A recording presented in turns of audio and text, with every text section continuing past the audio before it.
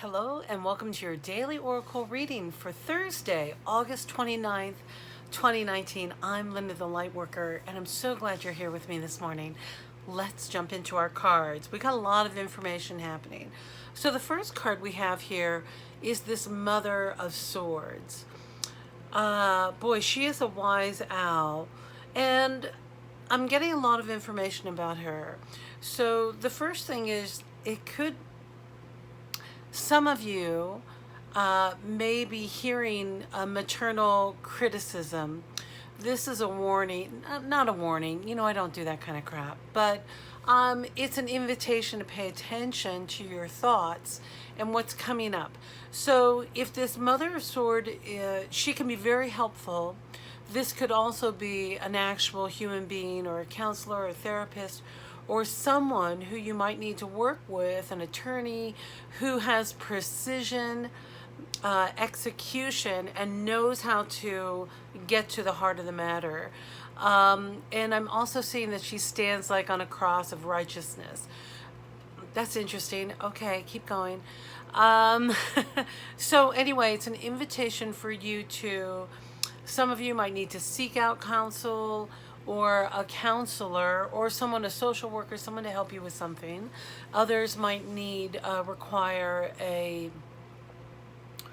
to notice how their thoughts are. And because we have the black moon is coming up on tomorrow on Friday, August 30th. A black moon is when we have a second new moon in a month.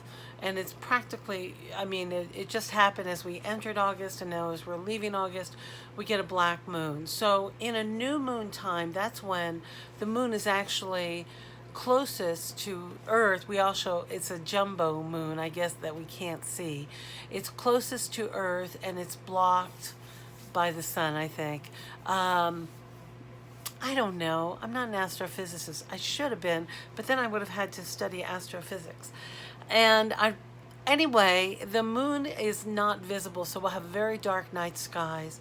And under the power of the new moon, it's an excellent time for new beginnings, starting new ventures forward.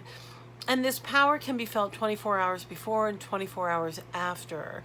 So if you have a fire ceremony, write your intentions, speak your intentions to the fire, and place it in so that they can be offered up to the dark sky. You can also do a water ceremony and bathe yourself in moonlight, like really get out there in lack of moonlight, in the darkness, and really embracing that darkness.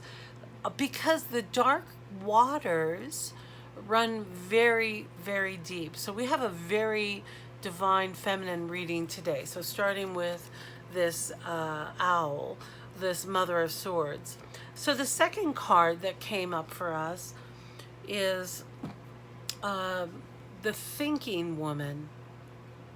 Now, again, she could be someone who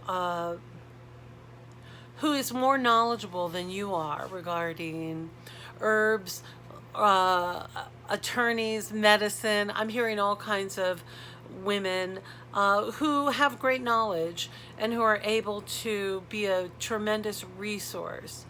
Now, what Spirit's really saying is that within us, we do have our higher power and our divine energy that enters. And we also, every one of us has access to that information. And it simply requires us grounding down, meditating, and getting to that open space where you're ready to receive the information. So for those of you who receive information or know how to do downloads, this is a great day for downloading. And I love how green she is. So it could be some of you might have questions or concerns about upcoming money, finance, but just trust the answers are everywhere. We didn't pull that card, but Spirit's saying be sure to know that. And also, Spirit's really saying with both of these, making sure that this motherly critic is not active. It could have been a grandmother, great aunt, cousin, best friend, right, who might have not been positive, whatever, a female who is highly critical. So just pay attention to where that information is coming from and how, oh golly, it's really about blessing it. And some of us need to just bless it and set it free, transform it.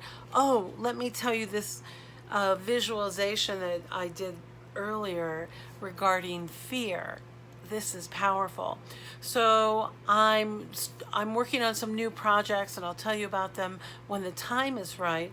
But even before I started working on them, I had this tremendous amount of fear just like bubble up inside of me, and I could feel it spreading in all directions, that my boundary, my shell was not good. And I cried out to Spirit. I said, Spirit, I'm in fear, help me. And Spirit, it blew my mind, brought all of this energy back into my third chakra and set it on fire, and poof, it was gone. It was like, hey, don't spread that crap out and about. We don't need it. And by turning it into a ball of fire, and it just took all of it away. It really strengthened that third chakra, which is that magnetic orange red kind of cherry beautiful color. So sometimes, especially if we're being watered down by fear, we need to change the trajectory of the fear, because our energy as light workers, our energy emanates all around. So that's the good and the bad. So let's pay attention to what we're putting out there. And I'm really grateful that Spirit showed me that technique to dissolve this fear. Let me tell you, I'm going to be doing that again if it comes up, but I feel fantastic. So I went to my Divine Action card deck, and the card that came out was Love Your Shadow. Now, with all of this shadow work, it's perfect time to do it. It doesn't need to be debilitating. It's not about sitting and woe is me. It is tapping into those mysterious, dark, divine, feminine powers that we have, so that we can channel this magnificent energy outward and turn that darkness into light. That's the beauty that we get to do. It's really quite lovely. All right, my dear, it's going to be a sensational day. If you have any questions or concerns that come up today, I'll be online or near my phone. You can simply type me a question in the comments, and I promise as soon as I receive it, I will get back to you, or I'll help you move that energy out if that's coming up for you. Because if somebody needs someone with my skill set, I'm here for you. Okay, my dear? I love you, love you, love you, and I look forward to seeing you next time.